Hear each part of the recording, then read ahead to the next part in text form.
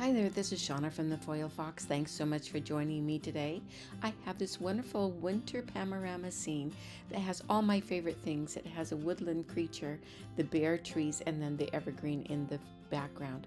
So here's the stamp. It is called Panorama by Penny Black. It is probably meant to go more east-south, east-west, but I wanted it to go north-south, so we'll see what we'll do about that. And then one of my favorite sentiment packs for the holidays is this Jolly Snippets, and we'll see if we'll use that. I have a piece of watercolor paper. This is hot press, and I'm just kind of arranging this to get an idea where I want it. I want all of those bare trees in it. So I have now mounted it into my stamp positioner. I have some VersaFine black ink. This is a waterproof ink. You can either use the little cube or you can use the big one. I prefer the little ones because it's easier to get into these little crevices, because I just want to do the trees. So you can see I'm very carefully adding the ink just on those tree trunks, and with a little cube it's a little bit easier to do, but you can do it with the full size as well. So I'm just wanting to be sure that that's all I get is these trees, and then I'll wipe off just this little bit. It is a permanent ink, so it's not easy to wipe it off, so try to be careful when you do stamp it. So I think I got a fairly good impression, but I think that I'll go over a few areas where I'm missing a few of the branches and down at the bottom. So I'm just going to kind of fill that in and stamp again until I feel like that I've gotten all of the trees. Now I've taken a Tombow pen. This is a green one, and I'm just drawing in that horizon, so just at the bottom of those trees. And the reason why is because I want to know where my sky, the difference between my snow and my sky, and that's providing that. So then I'm going to let that just sit and dry while I take my trusty pencil, and I'm going to draw this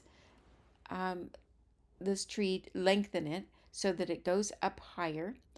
Like I said, I think it was meant to be more east-west, but I like it to be more vertical.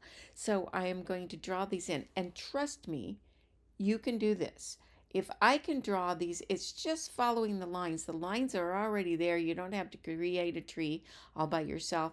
You just have to throw in a few twigs here and there and extend out that tree trunk. And just don't make it super straight, and just kind of put a little bit of curve in it, and it'll look a little bit more realistic. But don't worry, it is easy to do. So, and I always do it in pencil first to get an idea.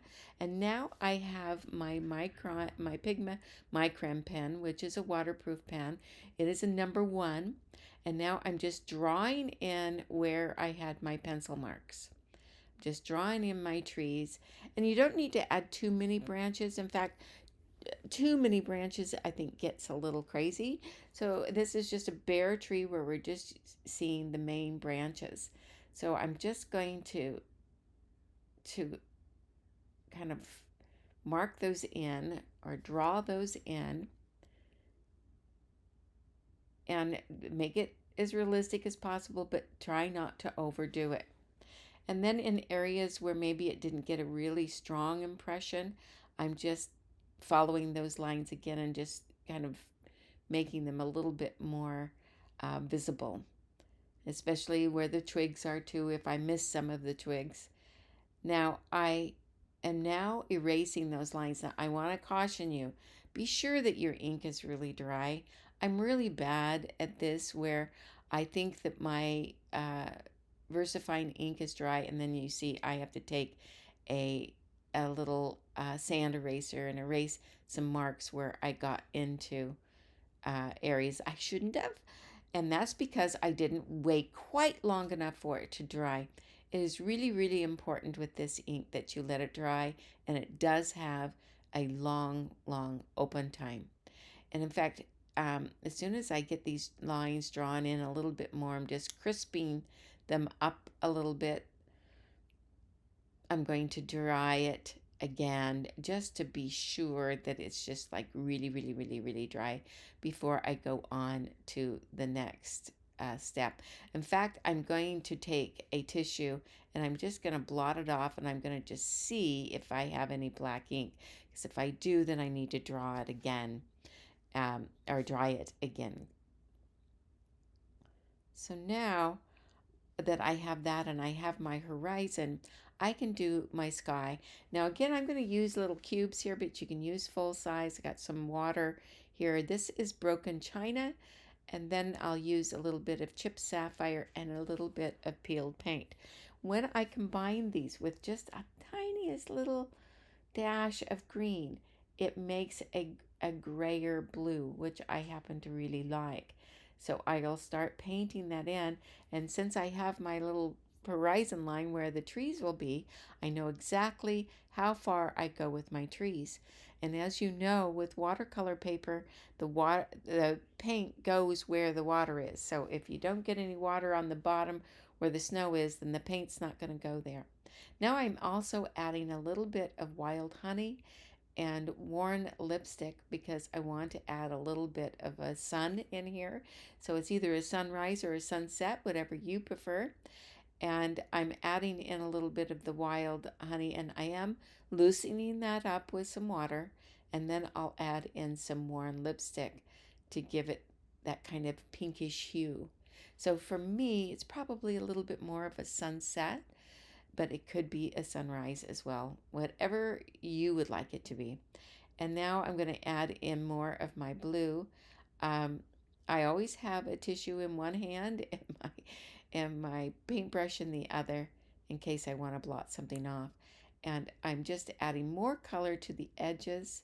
I'm going to leave the center fairly white, with little pigment, because I want it to have kind of that openness to the sky, at least in the center, and then adding more of the ink there on the sides and around. But this is just that mixture. I'm going to add a little bit more of the worn lipstick. The trees are going to be here, and I want my sunset to be sure to go over the trees, and so I wanted to make it just a little bit higher there, just to make sure that you can see it over the trees. Now I'm going to just keep adding some darkness to the edges, keeping that center not completely white, but more open. And then I'm going to add a little bit of the worn lipstick on the edges. I really like adding that little bit. It kind of turns purple, and I like that color. I'm going to dry this really fast. And it might not look like much right now, but when we go to the next step, it gets more and more defined. I have some Tombow pens here. I have black, gray, and a couple of greens and a blue. I just have them at the ready. I am using peeled paint here, and I'm very careful. Again, I'm using those little cubes just so that I can get into small areas. But the smallest areas between these trees, those are really tiny. So that's where a watercolor marker really comes in handy. I'm just going to mark that in and use a little bit of the forest moss, especially towards the bottom, but a little bit at the bottom of the trees, but a little bit are here and there. And then I'm going to take my Distress sprayer. This is my favorite sprayer because of the way that spray comes out. It's a nice fine mist. And I'm stamping that. And I'm going to just add some more ink, just because, it didn't cover completely. And I'm just going to keep doing this until I get the trees in there the way I want. And those little areas between the trees, I'm having a harder time. So I'm using the marker for this. Much easier to get those trees in. So then I just kind of peek in there to see how I'm doing and see if I need to add any more. Just add a bit more of that green. And then now I'm going to take a little brush. This is a tiny little brush. And I'm going to just smooth out just a little bit of this. I don't want to lose the definition of. I'm going to add a little tree there on the very edge. But I don't want it to be where I obliterate the trees. I want to leave the detail, but I just want to smooth it out in some of the areas and maybe add a little bit of green where I need it. This is a little bit, I use again the peeled paint and the forest moss. Forest moss is great down at the bottom or, to darken some areas. And now that I have the trees where I want them, I'm using tumbled glass here. Again, I'm using a cube. You can use a full size.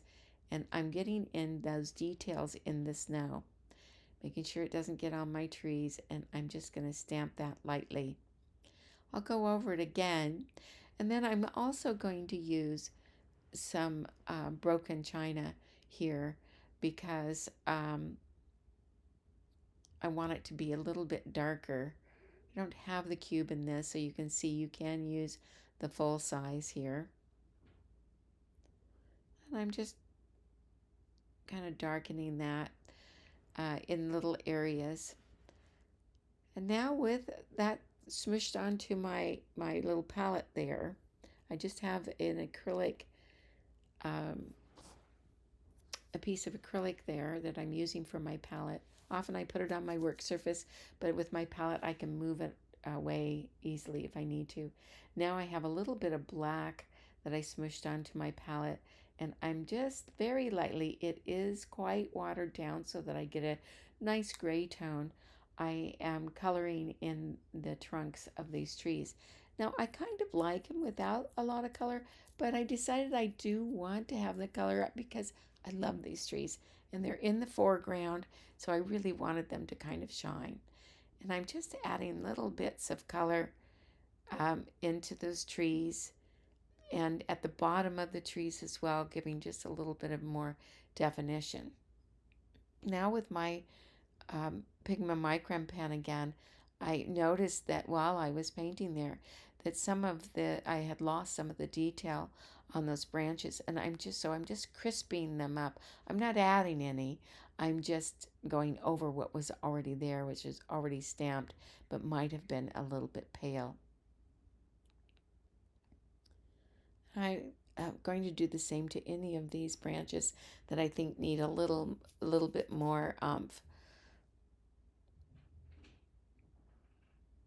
And of course, this is the place that I really fiddle, so I have to kind of look back and say, well, where do I want it next? So now I'm taking my brush again, and I'm going and using a little bit of, I'm going to accentuate the snow using that broken china and tumbled glass. And I'm adding some down along the edges. And just give a little bit pronounced definition to the snow. And now I toyed with going with a snowy. I love snowy scenes.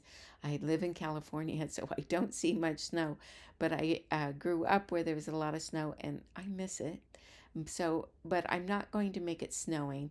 I'm just going to add a little bit of the white using this bleed-proof white ink, just here and there, just again to give more accent to the snow areas. It'll have to do with it being a snow-covered morning, but not freshly snowing or already snowing as we speak. So now I've got to add my creature. I love woodland creatures.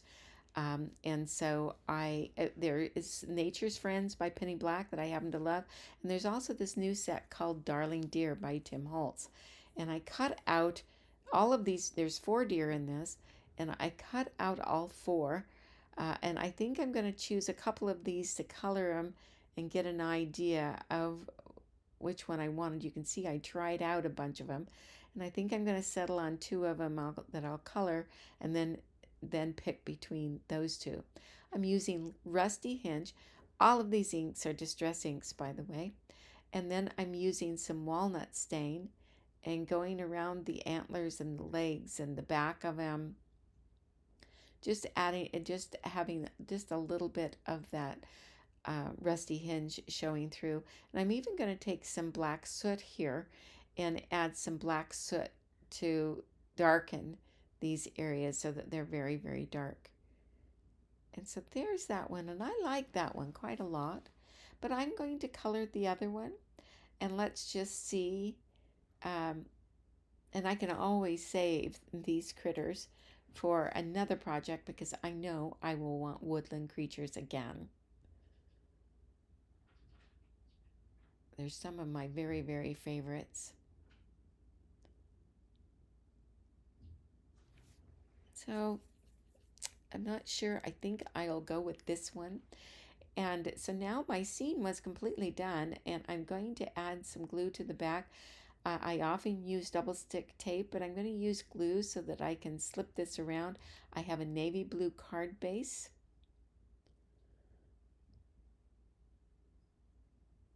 And this is just a little bit larger, a little bit taller of a card base than a A2, if I remember.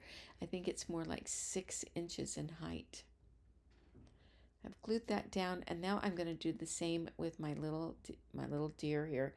The glue, I'm going to make sure that I pat that around everywhere so it really adheres nicely. I don't want to pop it up. I just want it to be right on the scene. I'm just going to glue that down. Make sure it's completely down. Now, I could use some jolly snippets and it would be perfect. I could do it, add it up in the sky or into the snow there. But I like this so much, I'm going to leave it the way it is and just go with this. And you can see it's just a charming winter scene. I love penny black stamps for this. They do so many wonderful scenic ones, and this is definitely one of my favorites. I do hope you give it a try, and I hope you enjoyed this video. If you did, please give us a thumbs up, and if you haven't already, please subscribe. And here's just as review. I'm using the Panorama stamp by Penny Black and those Darling Deer by Tim Holtz, and then a bunch of distress inks. All of the supplies, there's a link down below. Everything that I used will be listed there. You can check it out there. Plus, you can go to our blog where there's more close-ups and there's oodles more inspiration. I want to thank you again for being here, and I will see you next time. Bye.